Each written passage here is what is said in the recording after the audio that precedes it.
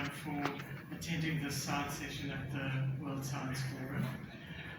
My name is Swartz. I'm the Editor-in-Chief of the South African Journal of Science. I'm very lucky to be Editor-in-Chief of the South African Journal of Science. I also work in the psychology department at Stellenbosch University, which for those of you who are not from Cape Town or South Africa is about 50 kilometers away, part of our winelands. And we're really going to be talking today about something which is very important to us at our journal. Welcome, come in. Our journal is the official journal of the Academy of Science of South Africa, and I'd like to particularly acknowledge my colleague Dr. Linda Fick, who is our managing editor. I always say, if I'm not going to say if I were run over by a bus, if I won the lottery is what I have to say, and therefore stopped working, nobody would notice, the journal would continue. Whereas if something bad happened to Linda, we'd be in terrible trouble. Susan's not here, I'd like to acknowledge her as well. She's the head of our scholarly publishing unit. We're going to be talking today, we have this wonderful panel, about something which is often quite hidden but is very close to my heart. And I was just thinking about how to introduce this. I think, welcome Susan, I was just acknowledging you, thank you. Something which is very close to my heart, which is the question of accessibility of science writing and the kinds of readerships and publics who we prepare ourselves for. And I was just reminded of a YouTube video which attracted a larger audience than we have here today, which some of you will be familiar with. It's by one of my favorite novelists, the novelist Nkosinathi, who I just checked, has had 22.2 million views on The Danger of a Single Story. And I grew up until I was 10 years old in what was then colonial Southern Rhodesia and Rhodesia, and then moved to South Africa. And when I saw this video, which I recommend to everyone, I was so struck by how, despite my own positioning as a young white boy in a colonial context, how much what Adichie had to say resonated for me.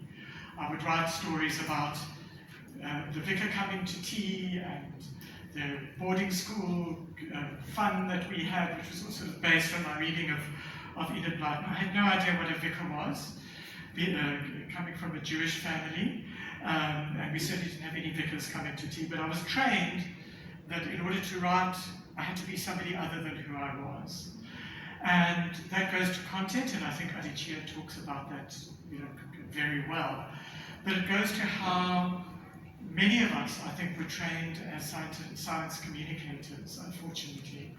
And it continues to be an issue. So in the work that we do with the journal, part of what we do is we have workshops and then monthly engagements with emerging scholars who can sign in from anywhere in the world, and mainly from African countries. And we have a recurring theme of people being asked, trained, told that the only way to communicate in science is not in your own voice and in very complicated language, which excludes both writers and readers. And we know, that most people writing in English language academic journals and most people reading them are not first language English speakers. And that's part of why we put together the meeting today. It's also coinciding with something that you would have found on your seats. We've just, with our latest issue, launched our inclusive language policy, which we would welcome. We're not going to focus on that today, but please look at it, please give us feedback on it. It's an evolving project for us in our role as the South African Journal of Science. For those of you who are interested in the journal, our most recent special issue, we are open access. We generally don't publish hard copies, but before you leave, if you're interested in our most recent special issue was actually published in hard copy, and you please feel free to take a copy. And as it happens, some of the issues raised in this Radical Reason special issue, which came out recently, intersect with the issues that we're going to be talking about today. So it's about access, who are we in Africa and the majority world, how do we create science that is more inclusive for the goals of social justice. And we're incredibly fortunate, and I'm really excited to have a wonderful set of panelists today. So thank you all for giving up of your time and agreeing to talk with us. The way that this session is going to be structured is each panelist will have a chance to talk for about 15 minutes or so. Then there will be some discussion amongst the panelists, and then we're hoping for some participation, questions, contestations, accolades from you as participants in the session. And as this session is the last session before lunch, we do commit ourselves to ending by 1 o'clock, because there's nothing worse than keeping people away from their food. But you're going to get a lot of food for thought. I mean, that's terrible that I said that. But I did, it's too late. It's too late, he cried. Lessons on how not to write. Terrible cliches not allowed. So our panelists sitting in order here are Dr. Nkosinathi Madondo, Dr. Kirstin Wilmot, and Professor Mehita Iqani. And what we decided, because if you're anything like me, and I'm quite aware of this as I get to advancing years, if I introduce all of them in full now, you'll have forgotten by the end. So thank you all for being here. But I'm going to introduce each speaker by speaker, so that you have it fresh in your mind. And I have to say the most important thing that I want to say about Dr. Nkosinathi Madondo is that Nati is an associate editor mentee of the South African Journal of Science. So it's lovely to have one of our own here, and it's wonderful to work with you. So thank you for that, and thank you for coming to talk today. Nkosinathi Madondo is a lecturer in academic literacy in the Teaching and Learning Development Center at Mangosuthu University of Technology, which is in our eastern province, for those of you who are not from South Africa, of KwaZulu-Natal.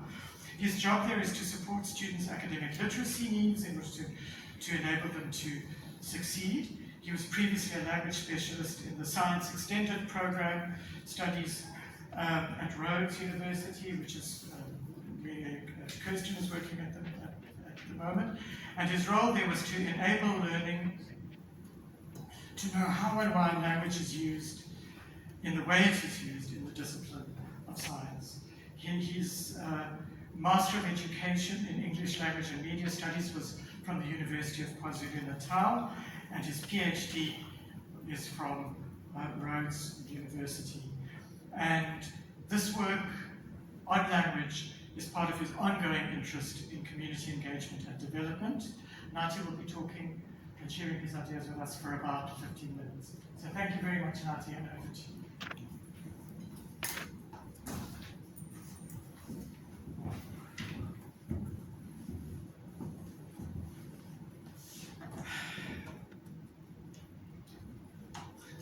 Thank you, Prof, for wonderful introduction. Thank you so much, and thank you for the invitation. It's quite an important one, and I think the topic speaks for itself. For me, it's quite an important topic, and this invitation means quite a lot. I will try by all means, Prof, to be as brief as possible, just to stick to the point so that we don't waste too much time. But before engaging with my presentation, I think it would be unjust of me if I do not acknowledge those who have worked so hard for people like me to be in this space at this point in time. I'm referring specifically to those who contributed so much and fought, in South Africa at least, against the tyranny of apartheid. If it was not for those struggles, I don't think we would be here if we were still under the legacy of apartheid. And I would also like to acknowledge and pay tribute to my mother, whom I think would have been a professor today if it was not because of apartheid. So I'm saying thank you and paying tribute, to all those people. Right, my topic is dismantling the mysteries of scientific language to promote social justice. And I think language and science, there's something there, so for me it is not just language, it is the language of science, but how do we do this to promote social justice? And I think it is important for me to talk about language in a more nuanced way, because it is about language anyway. And for that, this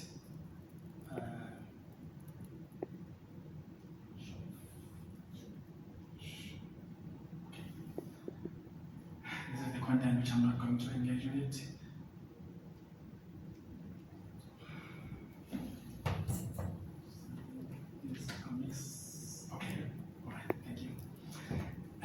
For that, I would like to draw on the models of language, in education research, particularly on the work of Kirstin, who draws on, on two ideas, about language. That language, is sometimes used as an instrument of communication, whereby the ideas that we have pre-exist language. So in other words, I say what I say, because it already exists, and I use language to translate that to somebody else, so language is fixed, in that sense. And so there is little room really for interpretation, in that way. And Kirstin also draws on Halliday's systemic functional linguistics, where language is understood as a resource for communication, where meanings emerge from context, so the context in this case would be the context of science, and language emerges from that context. So as a scientist, the language that I use is imbued with values about what it means to be a scientist. Those values it's where the meaning that we make about science emerges, So language is a resource for meaning making, in that sense. It is not like fixed, in ideas. And so what I'm trying to do here, because most of us as scientists might not be aware of these models of language, I think I'm trying to also address the topic. I'm trying to make these models accessible, to us in a way. So we have these two models of language. So if I'm in the classroom, or if I'm communicating my research, and my assumption is that language is fixed, what I'm doing is just to communicate the technical ideas as far as science is concerned, then there's a lot of people that I'm excluding, in the process. Whereas if I understood language as a resource for communication, chances are I would look at my context as a scientist, and I would look at the context of those whom I'm communicating this message, towards. So I thought that aspect, was very important. And so we talk about accessibility to science writing and talking, And so it is not just about, well, I'm coming from higher education, so my inclination is likely to be in higher education, but of course I understand here we are not just about student learning and so on, so it's about the scientific community. And so, how do we make science accessible in terms of its writing and its content and its talk, you know? So I think because the journal, South African journal, you know, the issues that I've raised above about you know, language being you know, as an instrument of communication and as a resource for communication, I think the journal, you know, can tap into such issues, you know, moving forward, because we want to make the journal accessible, you know. So more so because the journal is not about the natural sciences, you know. So when I write, anyone from a range of disciplines, even if I'm writing from a scientific point of view, from a range of disciplines, when they read and engage with the article that has been published, they should be able to access, you know, that, depending on how we view, you know, the role of language in expressing what it is we want to express. And for that, science is complex, the language of science is complex and it's dense, you know. And so, is there a way that we can make this language less complex? You know, in other words, our expressions, is there a room to make them less complex? You know, so while language is condensed, you know, in other words, you have one expression, but that expression contains a lot of meanings, you know. So how do we make that simpler for the next person who is not really a scientist? I have some examples here that I would like to show. Now, if we look there, I said language emerges from context, and the context is imbued with values, and values about what it means to be a scientist. So here I'm drawing on the work of Karen Pellery, who did you know, her work with undergraduate students at Rhodes University. One of the things, I'm not going to talk about all of this because of time, but what comes into mind here is that science values empirical data in the scientific literacy context there. Science values empirical data. And where does this data comes from as far as science is concerned? The data comes from, you know, observations, you know, measurements and experiments. Of course, careful observations and measurements and rigorous experimentation. And so the language that comes into play there is the language of explanation, there's language of description, and there's language of prediction. You know, so how do we make this simpler? What does explanation mean in the context of science? We use explanations in history, for example, but what does it mean in the context of science? And how do we make this more simpler? So the point is, it is not just language in itself, it is the values embedded within the language, and how do we work with these values and make them simpler for a range of readers. And in relation to that, I would like to also look at this expression here. Now, from a mathematical expression. So, one is given mathematics, maybe in the form of a classroom, if you like, and this is what you are given.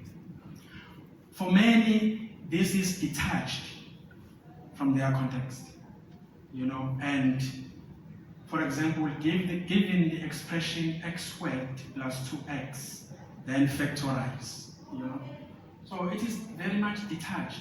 There's no room really for interpretation, you know. So my point is, we don't have to discard maths as it is, but we need to find ways, other ways, to express maths, to express physics, to express chemistry that might be simpler for the wider readership. For that, I am drawing on the work of Molloy, who did a study on indigenous knowledge systems. Molloy is using these ideas to express mathematical equations. In other words, it becomes simpler yet complex. You know, so the language of complexity is not lost, but it is enhanced and it's made simpler, for the next person. So using beads, so beads. So I chose beads because they, in most cases, emanate from rural areas. And rural areas, people from rural areas are the most marginalized, in the context of South Africa. But it doesn't mean that they don't need science, Science is, we all need science, so whether we are marginalized or not. And if you use something like this as an example to teach something like triangles or geometrical expression, then it is easier to make connections, to make sense. And so that is a triangle, and this is how it is expressed there.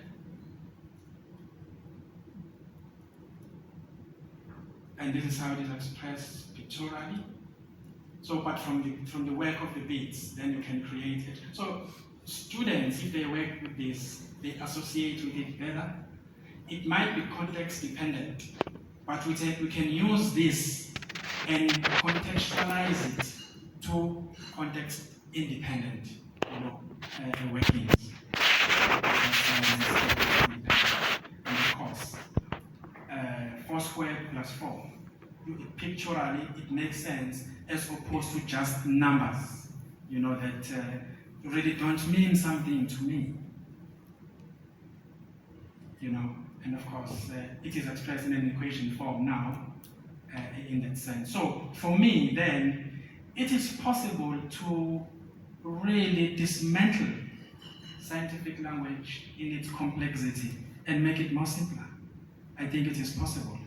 So, for me, what needs to happen is to maybe do more research with communities, not on communities, and find out what it is that we can learn and take from communities that we can use as pathways to access complex, abstract, disciplinary science, knowledge. I think I would like to stop there.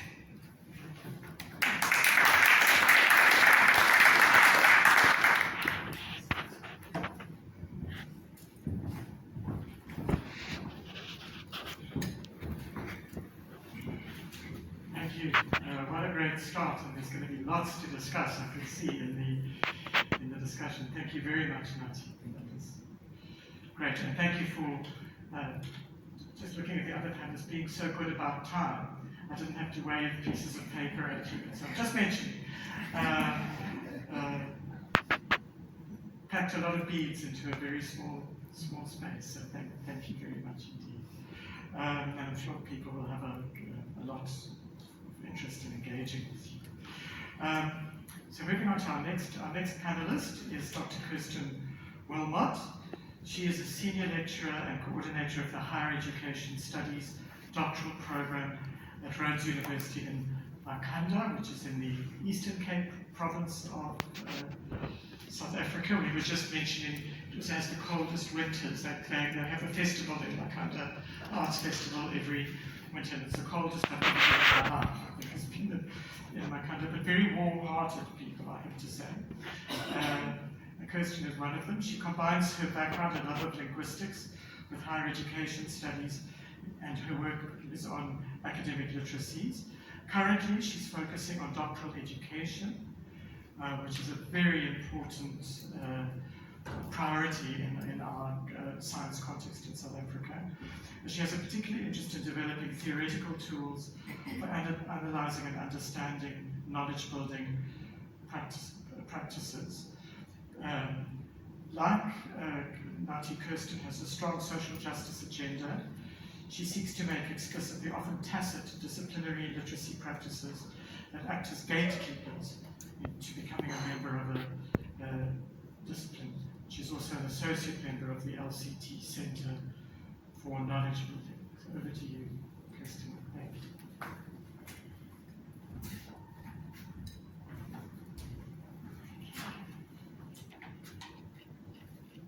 Hello everyone, it's really fantastic to be here and just to say a very, very big thank you to the South African Journal of Science, for the invitation.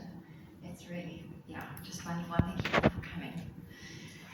Right, so as you already heard, I'm from Rhodes, and you will very shortly see that my background and training has overlapped with NATI, which means that there are some overlaps in our presentation, which I think is a strength. But I might push the conversation in a slightly different direction as well. And from the introduction, it's a giveaway. I'm going to be looking at knowledge in particular. But let's start with language, and let's actually start with my overall argument. I'm going to give it to you up front. Hopefully I'll convince you by the end of the 15 minutes. So my central argument today is that context matters. Context really does matter. What you do is determined by the context. And then my two sub-arguments is that we need to make our disciplinary norms and conventions explicit as a starting point to then opening them up for critique. And then the second sub-part is that we need to see value and be afforded opportunities to disseminate knowledge in different ways, for different purposes. So that's where we're going, and hopefully by the end, I'll offer you something to chew on. So if we start with the nature of knowledge, if we draw on linguists such as Halliday, systemic functional linguists, as Nati has already mentioned, language is understood to be a social practice. It's not a neutral cognitive skill that you have, it's something that is developed where you are. Even at language acquisition, it's in response to a context and the needs of a context. That would be the theoretical position that I would advocate. There are, of course, others, but that's the one I'm advocating for today. And as such, your language that you use will always depend on your context. What is appropriate to use here might be very different to what language I would use at home or what I would use in a supervision meeting. It depends on who you are. And of course, being a social practice, it's laden with power relations. We don't have to look too far in our own context to know what that looks like in South Africa. Language comes with power, and as such, it is often used as a gatekeeper, keeping those within in and keeping those out. So if we now think about language in terms of what it does, particularly when it comes to constructing meaning, I would again argue that drawing on Francis Christie's work, we need to start seeing language as a resource for constructing meaning rather than as a vehicle for just transmitting meaning that's already in your head. So as Nati has already explained, when thinking of language as a vehicle, that means that you've already used your brain to formulate thoughts. When those thoughts are ready to come out, you just use your language to transmit them. When in fact, Francis Christie and many other linguists would argue, you actually use language to make sense of your world. You use language to construct thought in your head, and then you use it to transmit it. But it's a central, integral part of that process. So if we start looking at language use in higher education contexts, then we also know that language is a central feature of academic literacies. And academic literacies are the practices that happen in disciplines that are used to build knowledge, particular kinds of knowledge in particular kinds of ways. And so while you might have the content, that's quite obvious, you know the sort of objects of knowledge, the academic literacies, the reading and writing practices, the language are how those objects get constructed and then how they get transferred to an audience. So we need to pay attention to them. And very importantly, the language that we use, the academic literacies that we use in our disciplines, they signal a particular value system. And it doesn't matter what discipline you're in, every discipline has a value system. Some are just more open about it than others. And so really what I want to argue today is that the language we use is not arbitrary. It really is determined by the context it's in. We use language for particular reasons, for particular purposes, and we need to start paying attention, more attention to that, and start asking questions about it. So if we are looking at language and constructing meaning, then for me a logical next step would be to look at knowledge itself. So drawing on legitimation code theory, or LCT, we can now look at knowledge practices as comprising two very important parts. On the one hand, we have the specialist knowledge, we have procedures, we have particular skills, but on the other hand, we also have the people involved in the knowledge production. We have different kinds of dispositions that are valued or not valued. We have the practices like the academic literacies, we have particular identities, we have value systems, and that's what we call the subjects or the knowers involved.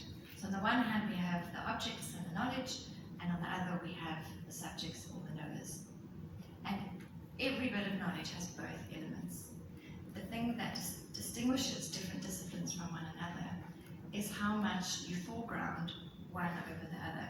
So how much do you foreground the specialist objects of knowledge and procedures and ways of working with knowledge, and how much do you foreground the knowers in the field, the significant authors, the perspectives, the worldviews.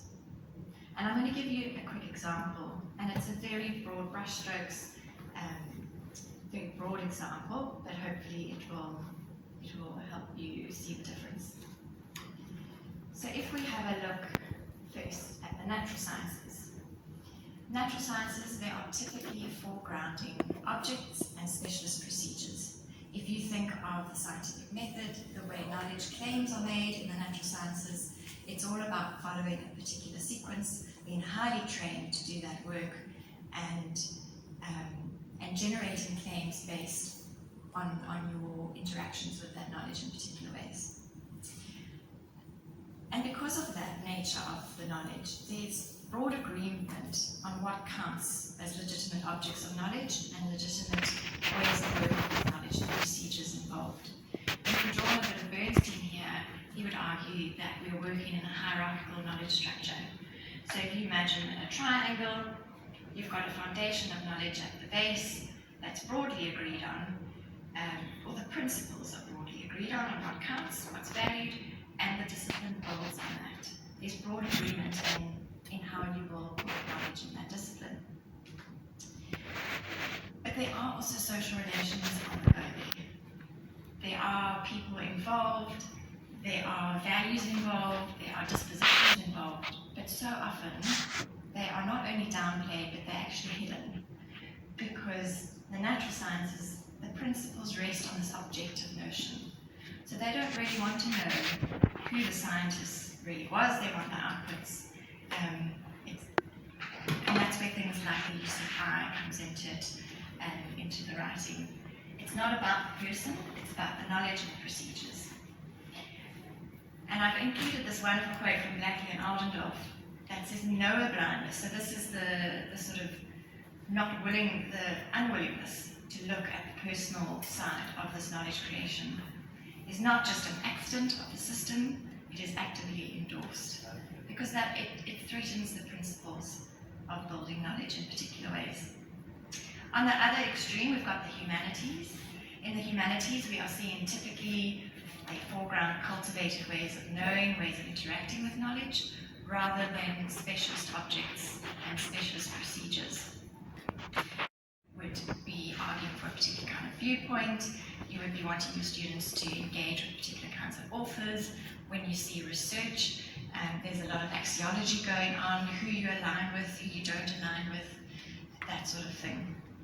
And so the boundaries there on what counts as legitimate and not legitimate forms of knowledge are a bit more vague, they're a bit more loosely defined. And again, going back to Bernstein, what we have here is a horizontal knowledge structure. So different sort of camps of building knowledge alongside one another. And what we often find is they then compete for legitimacy in a field. And the ironic thing, that even though the social relations to knowledge are so key in the humanities, it's all about your disposition, it's about criticality, it's about using different lenses, theoretical lenses, to come at a phenomena. It's about a worldview. So it's very much about you as a person. It's so seldom taught explicitly. It's just kind of assumed that the more time you spend in a discipline, you'll just pick it up. You'll watch and see and you'll pick it up. And so it's not that explicit. So why am I telling you about this? Well, because the disciplinary norms and values of a discipline are reflected in the writing we use to construct knowledge. And so we use language to build knowledge in particular ways according to what's valued in those disciplines. And so back to that main argument, context matters. So the kind of language we use to build knowledge in particular contexts is there for a purpose.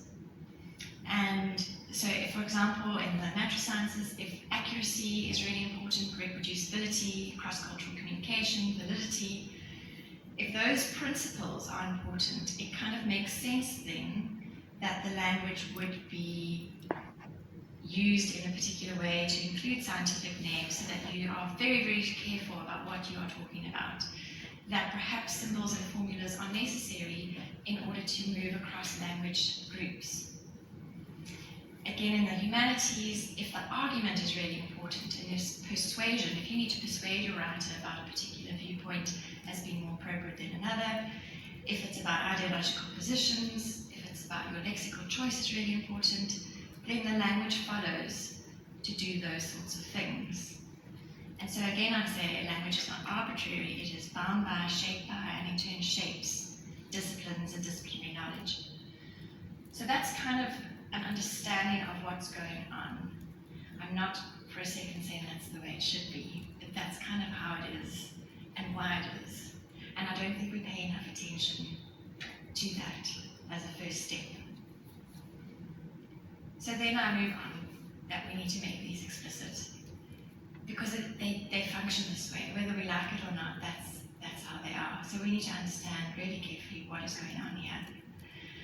And I would argue that we need to be much more intentional in our practices to start making this stuff explicit to newcomers, particularly students, because we need to start revealing the value systems that are underpinning these practices. They're not neutral, they are inherently laden with power.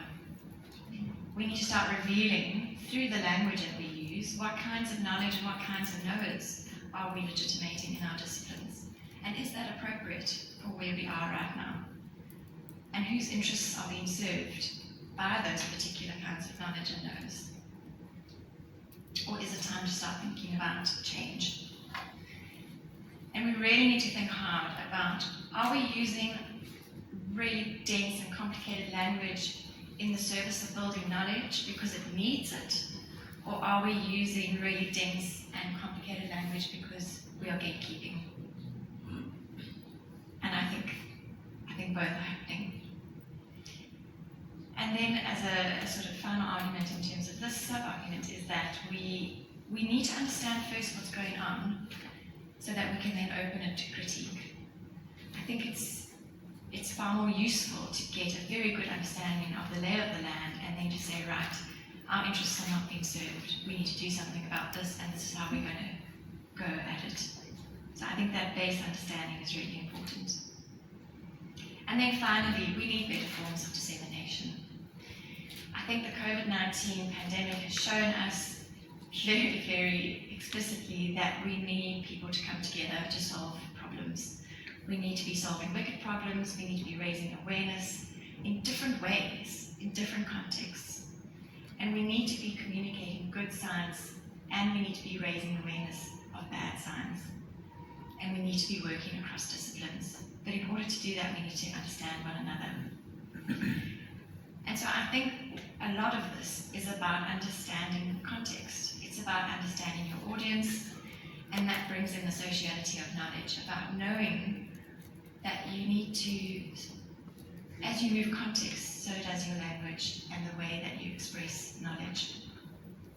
And so I think there needs to be far more of a balance. I think we, at the moment, are quite confined in our disciplinary camps to use disciplinary specific knowledge to build disciplinary specific language, to build knowledge. And I think there is much greater need now to start moving out of that context and sharing our knowledge across different contexts.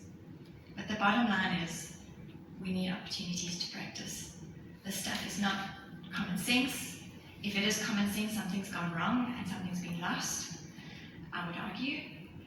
but it is actually a real craft to translate language that is robust, disciplinary language that can then be transferred and made accessible. And we need more outlets like the South African Journal of Science that encourage this kind of dissemination of research. So I will leave it at that. Thank you. Thank you very much.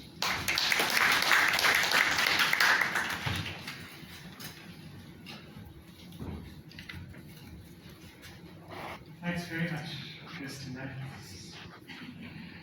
I'm so excited. You never know how the talks are going to go together. And I can start to relax because I can see the themes. If I start to relax, it won't be me anymore, but we can see how the themes go together. Last but not least, our final panelist today is Professor Mehita Iqani, who has quite recently joined Stellenbosch University, which is where I work, lucky us.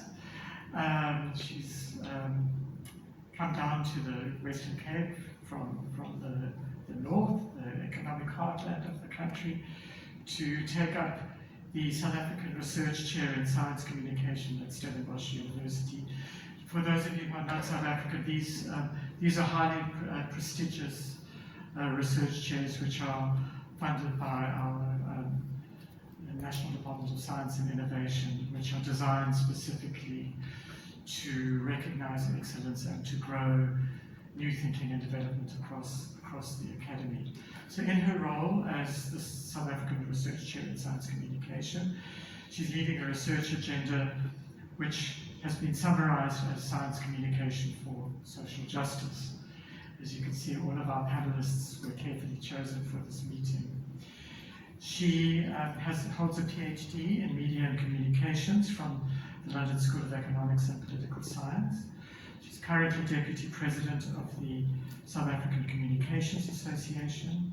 She's Associate Editor of the journal Consumption, Markets and Culture. She co-edits the International Journal of Cultural Studies, and she's on the editorial boards of Cultural Politics and of Communication Theory.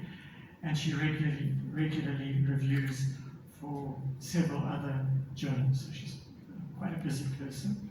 She's the author and editor of a number of books on media, consumer culture, luxury, waste, and the global south. And she's absolutely delighted that she's managed to make the time to come and talk with us today. So over to you, Mehita.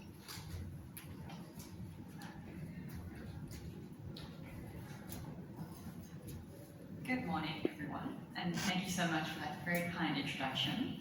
I also wanted to say, actually more than a thank you, but a really warm congratulations to the South African Journal of Science for bringing together 3 discourse analysts and theorists of knowledge, power, and communication onto one setting. And I think it's really notable that it is one of South Africa's most prestigious journals of science that is taking this discursive turn, in the very least at this event. And I think that says something about where knowledge production might be going with this in this journal's platform, and I'm really excited about that. And I'm also really impressed with the inclusivity, the language inclusivity policy that the journal has crafted, because it spells out with so much kind of kindness and intellectual rigor some ways in which we as scholars can make our work more relevant to broader audiences.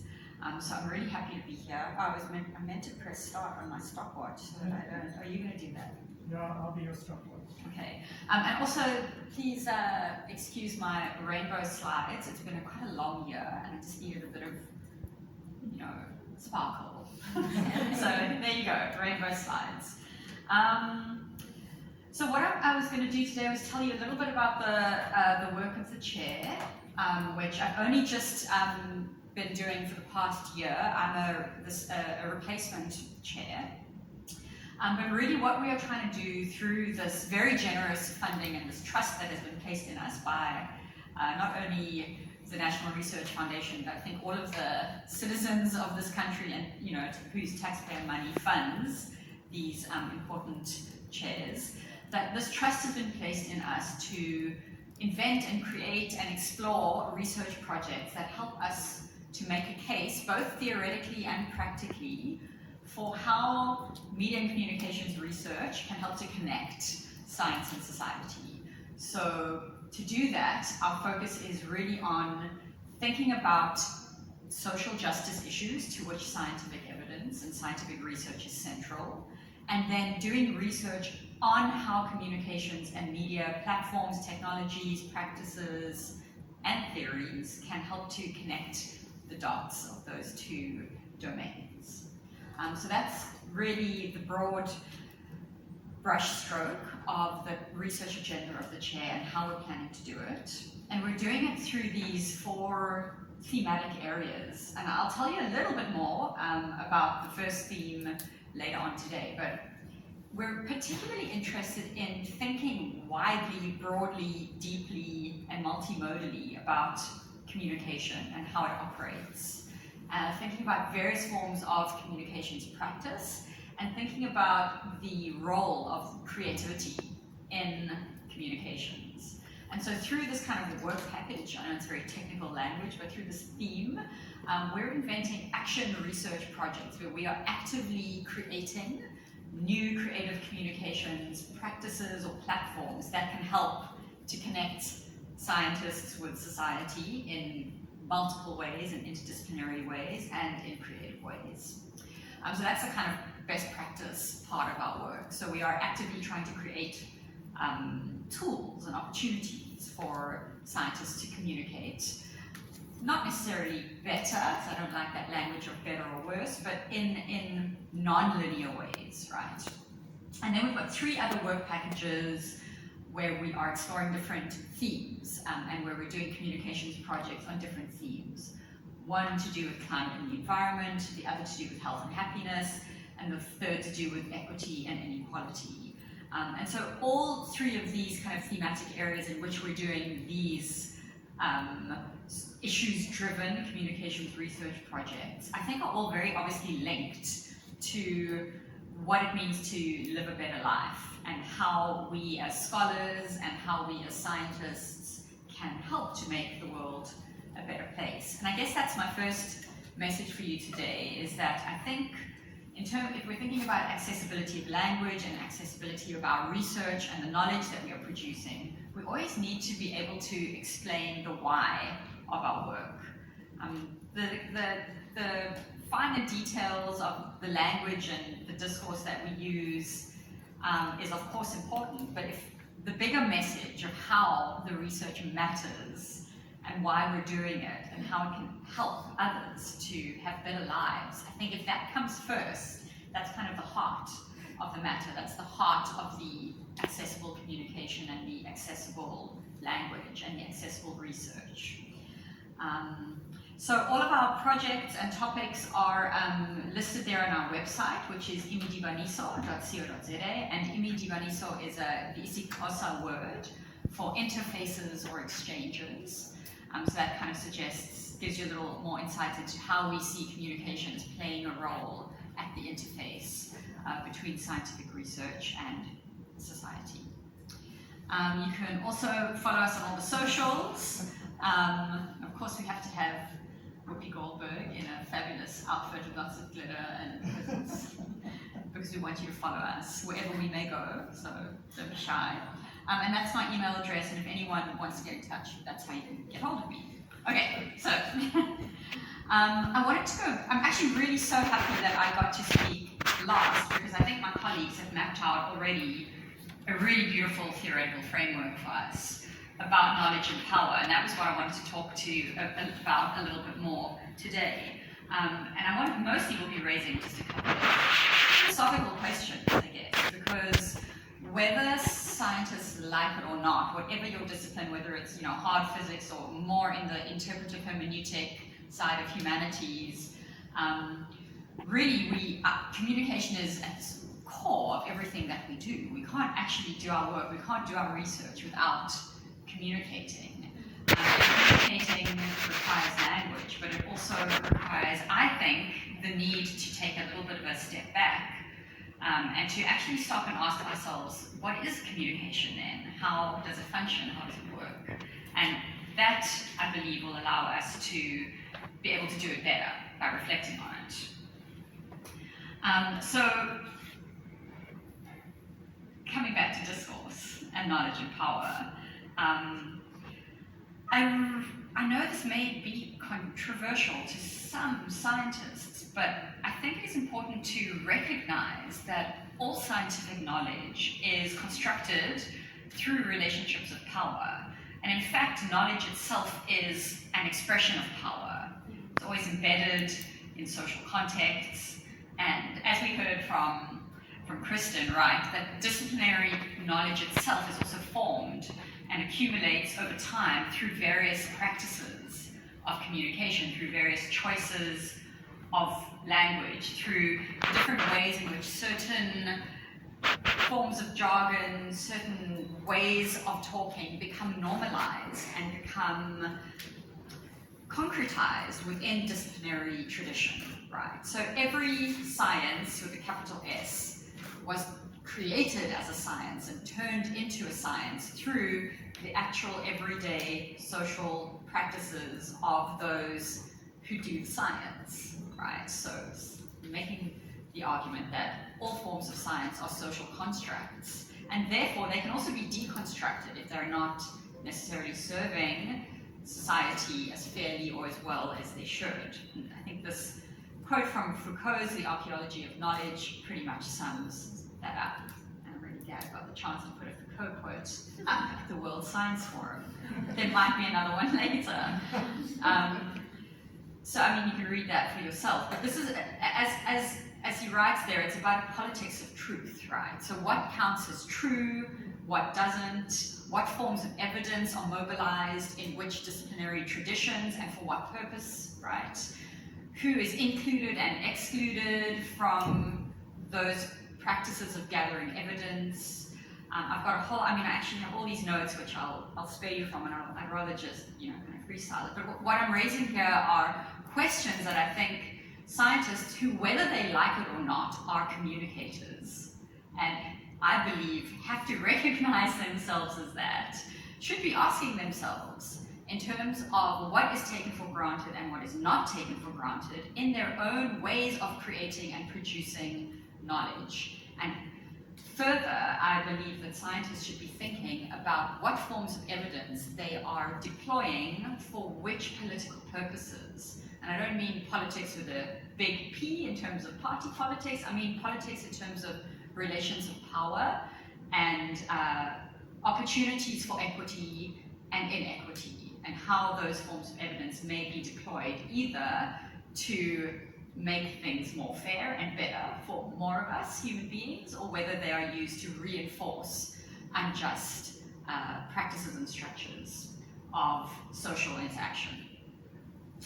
So these are some of the questions that I think we should be asking about knowledge, and these are quite, I guess, philosophical questions. Yes, I think my co-panelists have already summed up beautifully how important language is, and I think the SHAS language inclusion policy is quite exemplary, actually, in the way that it shows us how to, because we've been so conditioned into speaking in our particular disciplinary ways that sometimes, we need a bit of help to remind ourselves how to get out of those practices.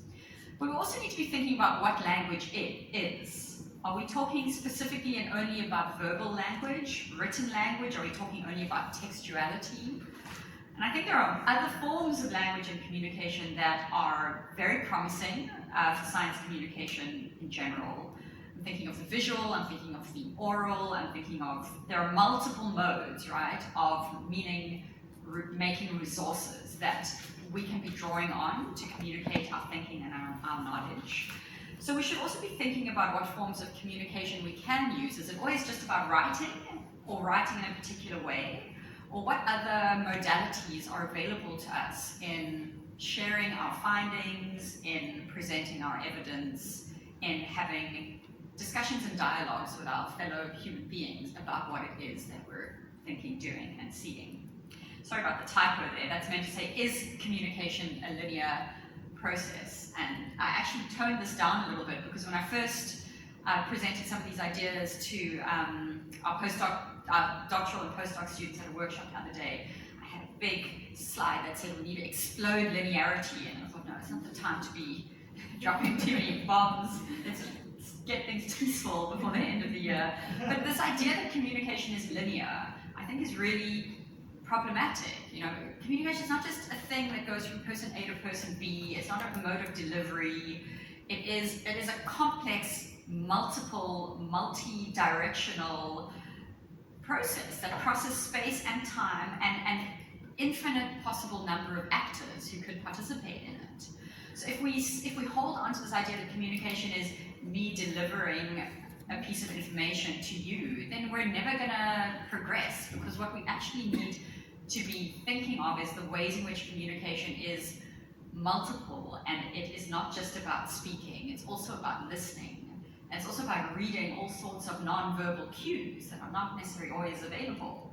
I mean, anyone who's had an argument with a spouse or a lover, right, you know how easy it is to misunderstand even someone you know like really well, and you've done years and years and years of effort in trying to understand each other. So what I'm trying to suggest here is that we just need to explode this idea of linearity when it comes to communication, and to think about the ways in which what we're trying to do as scholars is to actually have conversations, not just tell people what we know or what we think is right or what we have discovered in our experiments or our research. So we should not be thinking about conferring our knowledge on everyone else. We should be thinking about how we can confer with everyone else in the co-construction and co-creation of knowledge as something that is dynamic and constantly constructed and reconstructed, etc. And I also think that part of our work, philosophical and ethical work in making our science more inclusive, is to be thinking actively about what has been excluded by historical practices of power, by patriarchal and colonial and other isms that have extracted and taken, because so much damage has actually been done by science in alliance with colonial power. To give one example. So how do we undo that damage? How do we unalign scientific research and knowledge from structures of power that have broken and hurt and traumatized so many people? Okay, so these are just some of the questions I think we need to be asking about knowledge. And of course, knowledge is linked to power, because knowledge is one of the modes through which power is exercised, one of the modes through which power is constructed. So I always think of science with a capital S, and it does carry a lot of prestige, it does carry a lot of power. Scientists are respected or expect to be respected. But I do think we need to be asking, well, what relationships of power are crystallized in this capital S science? I've already talked a little about evidence and who decides what evidence is and what status it carries, and I'm really interested in these big questions, and I hope that through the work of the chair, the collaborative work of the chair, that we can start to explore some of these more directly and start to discuss and debate these things. And to what extent is scientific knowledge open to confusion, to disagreement, to that multilinear complexity that is inherent in the human condition and that is inherent in the ways in which we interact with one another and share our ideas, our findings, our questions, our answers. Now, this notion of dumbing it down, I think Marina Joubert put it really well, and in the commentary that you guys published, it's not about dumbing it down, it's about clearing it up. But it might not even be about only clearing it up. It might also be about sitting with the muddiness of it, right? That not everyone is always going to be able to, want to, or need to understand exactly what the scientific argument is. But that doesn't mean the conversation is not worth having. So if we can figure out ways to listen more, to even listen to the confusion, listen to the uncertainty, we might find that some interesting things are happening and that science starts to lose some of that distance that many fellow members of society hold it at.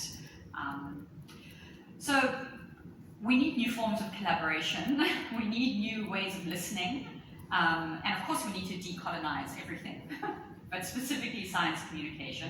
So how can we start to look at identify and discover the power relations that exist, that shape this system of knowledge, and how then can we start to democratize them and bring new voices in, even if those are the voices of people who are not capital S scientists.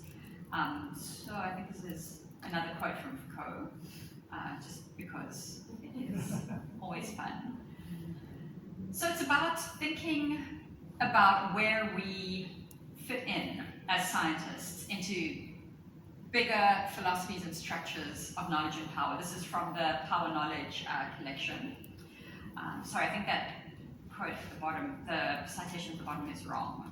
It's not from Archaeology of Knowledge, it's from Power Knowledge, the selected essays. So, I mean, I'm not trying to say science is not true or that it's only a construct, building on what we've already explained about how context is everything and values show up in language. This is, I guess, a kind of theoretical framework for thinking about science communication, research, and practice. So these are just some of the projects that we've started to set up this year through the research chair. As I already mentioned, the research chair is a publicly funded research instrument. Therefore, it belongs to all of us and everyone, and we are open to collaboration and exchange and involvement.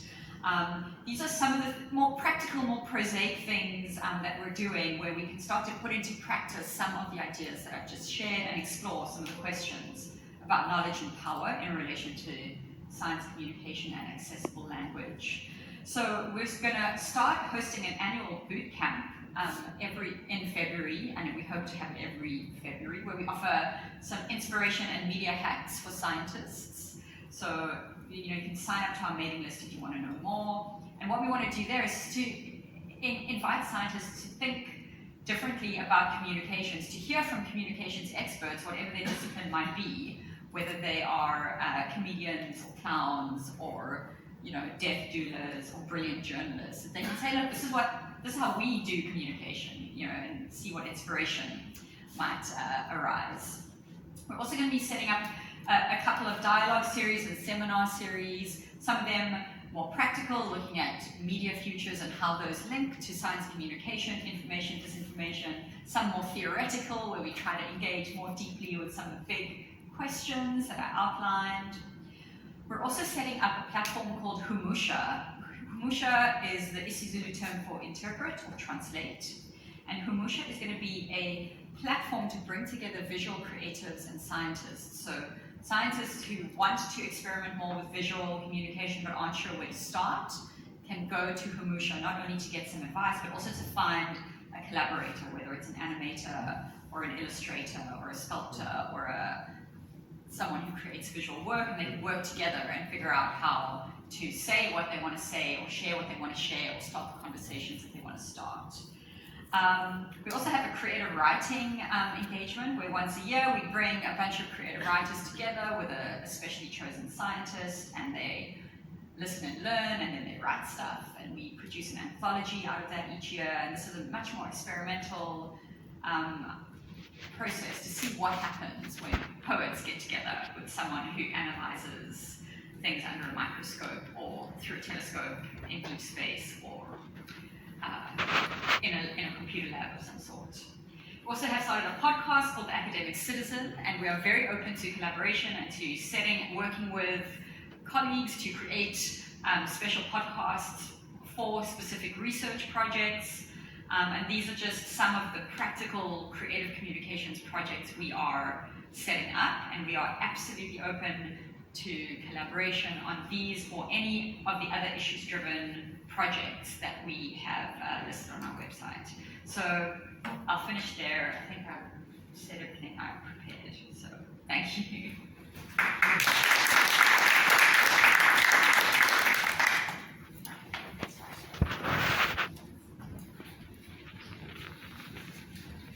Thanks very much. I have to make a confession. When I woke up this morning and thought about the day, I didn't think that I would hear the names Whoopi Goldberg and Michel Foucault in the same sentence. But anything is possible. So I'm thinking about different forms of communication. What we're going to do now is we're going to just very briefly give an opportunity for the panelists to engage with one another if you would like. I suppose I have a question for all three of you. All three of you have spoken in various ways about gatekeeping and who gets to be a knower. And I'm so aware of that in my position as a science editor. How can you be a gatekeeper who is simultaneously empowering, inclusive, and so on? So just to kick you off, if you would like to either ignore that question, because you're more burning questions for one another. There are a couple of lines here, or maybe engage with that. Maybe give it a go. I think we have a very important role as an editor in that regard. I think we have those roles throughout universities as well. People that have made it, and you can now, you can act as gatekeepers or you can act as facilitators. And I think it's really about raising awareness of what we do and why we do it. I think that comes back to your point earlier. The why is often left out of the conversation. And I think when we understand the why, we can then challenge the why. We can either go with the why and learn those practices more explicitly, or we need to stop and say, that doesn't serve us anymore, and we need something different. But unless we put that on the table, I think it's so easy to keep the gatekeeping there, whether you want to or not, because it just becomes the norm. It becomes common sense, it becomes part of everyday practice that we don't even notice these things anymore. We're so used to doing them, we're so used to using language in particular ways, we don't even notice, because we've been inducted into a system somewhat blindly. So I think it's about creating that awareness.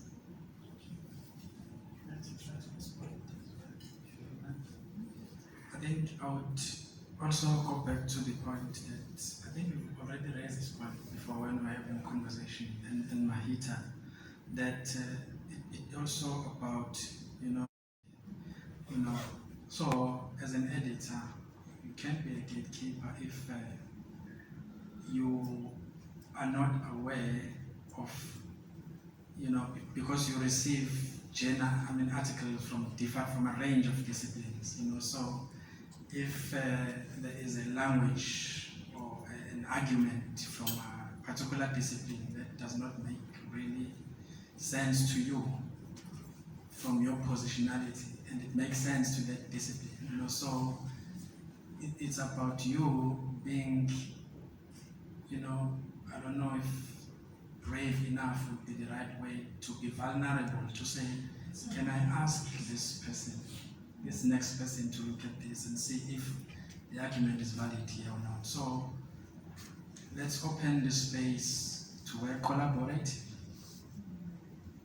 That might be one way.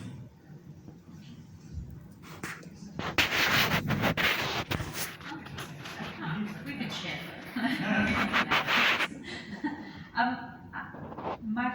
The first thought that came to mind when you asked that question is the word hospitality. I'm thinking of Roger Stone's work on the media polis. He's I can't help myself. I'm a media communications theorist, scholar. It's a strange interdisciplinary field. We don't even call ourselves a discipline. We theorize the role of media in the world, and he argued that the media system, right, it needs to be hospitable, because it is, of course, it's not, it's exclusionary in the ways that it represents, misrepresents, does all forms of symbolic violence, amplifies some voices over others, some politics over others, right? And I think the academy also could really work on its hospitality. And now you can probably guess that I was at Wits for a long time before I went to Stellenbosch, but the Feast Must Fall movement was the rallying cry of a generation of students saying, we belong here, let us in, stop making it so difficult to study. And so what can we as academics in the positions of power that we hold, because being a tenured academic, being an editor of a journal, even being a reviewer of a journal, having a research grant, teaching a course, any of those roles are actually roles that give us the opportunity to be hospitable, to find ways to not just say you're welcome, because we all know sometimes people can say, oh, you're welcome, and then you don't feel welcome, right, for a whole bunch of other reasons. So how do we make not just newcomers, but new ideas, new ethics, new perspectives, new forms of evidence welcome in the spaces that we may have some influence over? And I feel that that is actually the most pressing moral responsibility of academics and in every role that we hold, is to create hospitable, welcoming spaces for not only people, but also ideas. And we all know what it's like to be gate-kept out, so let's take that knowledge and let's deconstruct it. Let's change it. We can, if we choose to. Thank you. I'm quite aware of your calls for hospitality and without a doubt, I'm interested to hear people have thought. Are there issues where you would like to engage with one another, disagree, or should we open it? How are you guys feeling? I agree with both of you. Everything. I actually have a question for Mehita, if you don't mind. Yeah. I'm curious, in the work that you do you find some disciplines feel more threatened than others to being more open, more hospitable, or what's your sense of the field? That's a really good question, and because I have only in the past year, 18 months-ish, started to, I was going to say pivot, but I think what this move into science communication has been for me career-wise has actually been a much bigger opening up to thinking about how discourse and communication operates in multiple domains rather than a more narrow space, which is where I used to mostly write and think. So it's still early days. And I think one thing that I've heard a little, and my special expertise is not, how do I help scientists engage with the public? Like, I'm more interested in questions about how does communication operate? How can communication-driven research help connect, for example, climate activism with climate science, stuff like that. So someone like Marina Joubert would be really well positioned to talk about how scientists feel about their need to engage and how they engage. But often there's this argument that I've heard that, it's about knowledge for knowledge's sake. People keep asking us, why do we do this physics research in this lab, or like, why? And they say, well, it's just so that we can know. It's just so that we can learn. But even that answer, I think, is actually a political answer, because what then does it mean to know and to learn? Like, tell us why that's important, and then we're with you, we're on board, right? Marty, I could hear their voices waiting from the audience. Maybe a comment and a question for me. I think that we're not saying that the facts that are communicated by science are not true. That's not what we're saying. But I think as scientists, we also need to acknowledge that in the process of making these facts, some forms of or ways of knowing are excluded in the process. Are we acknowledging that as scientists? If we cannot acknowledge that, then we can always have these talks and we won't go anywhere. So first we need to acknowledge that the damage is there, the damage is happening, and so how do we engage with that space truthfully so and honestly so? Thank you. I'm really interested to hear. We're not going to be able to answer all of those excellent questions, and one thing that really strikes me is that I hope we're opening a conversation which we will continue in various ways, but I'm just going to give each panelist the opportunity very briefly to respond as you wish to the range of issues that have been raised, and thank you everyone. Okay, maybe I'll just touch on one issue that has been raised to give others a chance. If we say, for example, what is, I don't know if I understood this correctly, what is innovative about, when you talk 22 indigenous knowledge system, for example. My answer would be the reason behind, or what is indigenous knowledge, the reason behind bringing this topic to the fore stems from the condition of coloniality, if I may put it that way, which sees anything other than white or Europe inferior, and which then resulted to what you call epistemicide. So you destroy other people's ways of living and doing and so on. So the point is to say, what is there that has scientific underpinnings that you can use to access this so-called principled abstract knowledge? Because it doesn't mean that science only happens in Europe. So we need to say, for it, because I'm an academic, I teach. In my teaching space, what it is that I do to ensure that this learner see themselves represented in knowledge generation. What kinds of examples do I use? That kind of thing. Okay, I'll also try and keep this brief. Just a very quick answer there. I think every knowledge claim is political, because you're taking a stand in a particular perspective, and you are saying to the world that that is legitimate, and that's going to differ. So I absolutely agree. Just one other comment. In the theory I use, LCT, they talk about a code match and a code clash, and I think that's so important with science communication. People are coming to a context with different ideological positions, and if you speak in a way that is not recognized, you act to exclude, you act to alienate. And I think a much more strategic use of language and knowledge dissemination needs to happen, where you can meet people where they are, so you don't just act to exclude them from the very beginning, from the get-go. And I think a lot of knowledge that is disseminated to lay people, scientific research, is just so foreign, it's so alien, and it ends there, they walk away, because you're not meeting them where they need to be met at. And I think we need to do more work in that. Thank you. Last couple thoughts, and there were a lot of great contributions, so thank you everyone for raising your voices and saying what you said. I think this comes back to the social justice question, right? There always, in all academic work, I feel we need to put our flags down and say, why are we doing this? Why are we teaching? Why are we doing research? Why are we in the labs? Why are we trying to help people get degrees? And I think all of that is really about trying to make a better world, a more just, a more equitable, a more fair world. And that unless people do not feel and physically, materially experience their lives improving, then there is going to be a lack of trust about our role and what we're doing. And that goes from like the deep qualitative literature through to the hard Itemba Labs neutrino experiments, right?